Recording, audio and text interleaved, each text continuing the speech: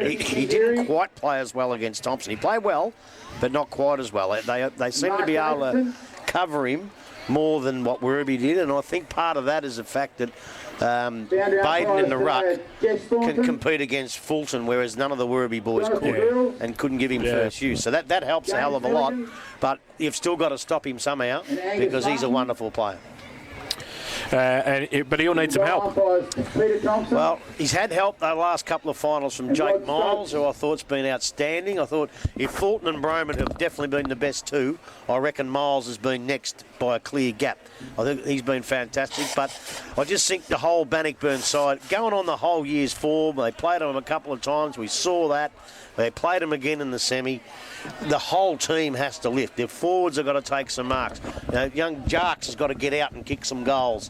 The big thing with Wiseman not playing is, I know the AFL sort of call it a quarterback. I don't like that term because I'm not real American-minded, but they've got two of them. Thomson have always had two of them. And you can put one defensive forward on one, but you can't afford to put two because you lose your firepower. But now they've only got one. Across the back, it'll be Hodgson to do all that sort of stuff with Wiseman not being the general. So that'll help Bannockburn out as well. But they're players who are just good players. They've got to be great players today, otherwise they can't. I think I was actually thinking when I heard the Wiseman injury, I actually thought it might help Thomson, because Bannockburn have probably been planning for Wiseman to be there for 2 weeks. Yes. And now that he's not, they've had a short time to try and rearrange that game plan a little bit, so it might actually work for Thomson. It could. The only downside of that is I think Riccardi's been there at top level and done that, and I think if he didn't already have a plan B, I think him and Milburn together, they could probably get one up pretty quickly. They know their game, they know their football.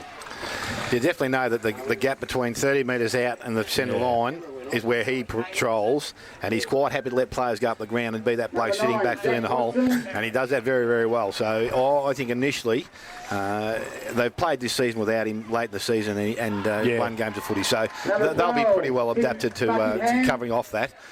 Do they play Davis back? I saw Reece in the paper said, we might play Paul Davis at centre half back. Yeah, I'll tell you what, I wouldn't be planning for going back. I'll be planning for him to go forward. If he goes back, that's actually a bonus, I think, for Bannockburn. Yes, absolutely.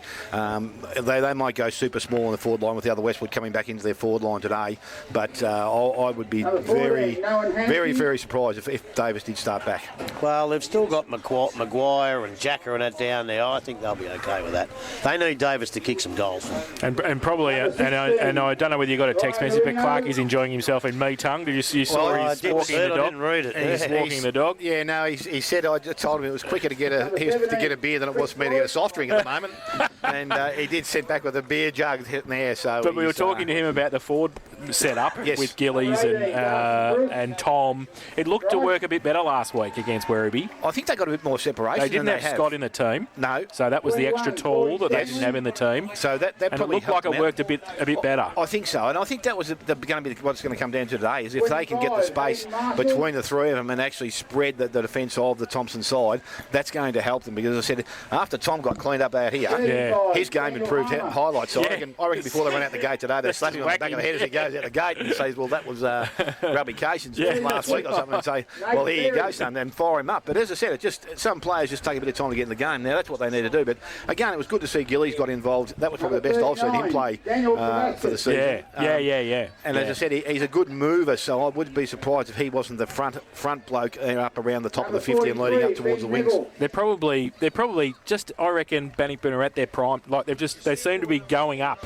Like, they can't play any better than what they did last week to be ready for the grand final. Well, I think I'm going to have to call you Meatloaf because you just took the words right out of my mouth. That was my next statement. I believe, and we've seen Bannockburn on quite a few occasions, wins and losses, and I believe Bannockburn are playing the best football they've played all year at the right time. Whether that'll be good enough, I'm still not sure. But at least they're playing their best footy, and I can tell you now, after talking to a few of their blokes earlier, they won't leave anything out there. It's just a matter if they're good enough. I don't think they are, but if they won't leave anything out there, and you're right, they are playing their best football right now. Jason Tom's last game as well, he's pulling the pin for a second time, and I think this is it. I think he's not going to come back. After the whack last week, he probably won the wipe. When you wake up the next morning, I know. And I wonder why it takes you till Wednesday or Thursday to come good Yeah. again. Yeah, I think probably it'd be good. Look, he goes out there and today. If he wins, he wins. If he doesn't, I'm sure he's had a pretty good football. A good story in the Addy about him too, actually, during the week, that he came back because he wasn't so much missing the footy.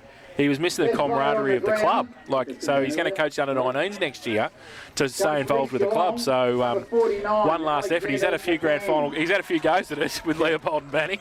So he wants to try and win this afternoon. But I think you're right, Grubby. Jarks is probably the one that they probably need a bit out of him today, like goal-wise. They need some goals, don't they? Yeah, look, I watched him especially the first final against Werribee, and he just got out so many times but the Bannockburn boys didn't see him. He got into an easy goal-kicking position, and they just didn't get it to him. And if they had they'd have probably gone 4 or 5 goals up. If he can do that today and the boys see him, then he'll be a very, very dangerous player. But if I was Thomson, I wouldn't run in and bump Jason Tom too hard. Leave him alone. Because after he came back last week, and matter of fact, I actually said it was Chad Buck. It wasn't. Oh no. Oh no. Oh no. Oh no. It was. It was Smith that got him. Well, you got your soccer top on. Mr. Tagani has. No, he's still on the footy trip, I think. He's been on the footy trip all week. Too good, does he? Mr. Tagani's come back into town. I wouldn't have thought that. The hell did they let him on the plane? I don't know. Vodka and water. He's. I tell you what, I hope they let him on the plane to go home. All right, we'll take a break. When we come back, they're doing the presentations of the Buckley's Cup for the reserve grade grand final here. We'll take a break, come back, have a bit more look at the senior grand final this afternoon between Thomson and Bannockburn. You're listening to 94.7 The Pulse. Hi, this is Casey Chambers. Hi guys, I'm Casey. Hello, mate. I'm Shane Nicholson. And we're inviting you to Where'd you go last night? Merlin's? Oh, you're in Melbourne, where? How are you travelling? Get a lap dance? Right, spearmint, right. or by phoning the station on 5222. So you're on the footy. They came to Melbourne on the footy trip? Just like to thank Thomson Football Club for staying around the presentation. Thanks very much.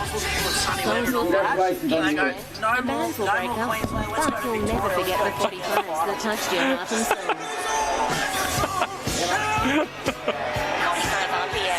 Songs too good to forget. When we go back tonight. Mondays at 11 with Wes J. On Geelong's 94.7 The Pulse. And online at 9. Oh, you can have a crack at it again tonight then. You've done all the right thing. You've gone and seen your mum and everything. Yeah. Granddad this morning for retirement village, mum, all that stuff. You must have been feeling cool. And it's all great fun. Join me, Ross Williams, for Jazz One on of the Pulse. our 11 a.m. vice every captains, second Sunday. Will Brayshaw, 94.7 he's The the Pulse. oldest. Oh, yeah, he's the oldest. And on the radio. And Angus came up. The two brothers just started swinging at each other. Coming last back. night. Righto. I'm grabbing on Angus. Only on And while I'm doing that, I'm like, 94.7 this bloke came to the Brownlow last year. Welcome back to the Gordon Tafe Oval. Senior grand final this afternoon. Bannockburn and Thomson. And it just had the presentations for the reserves. Buckley's Cup this afternoon. East Geelong defeated Thomson by 5 points in the reserve grade grand final. They're just doing a lap at the moment, or getting some photos taken, the East Geelong boys. Big crowd out there with the Eagles as well with their grand final victory this afternoon.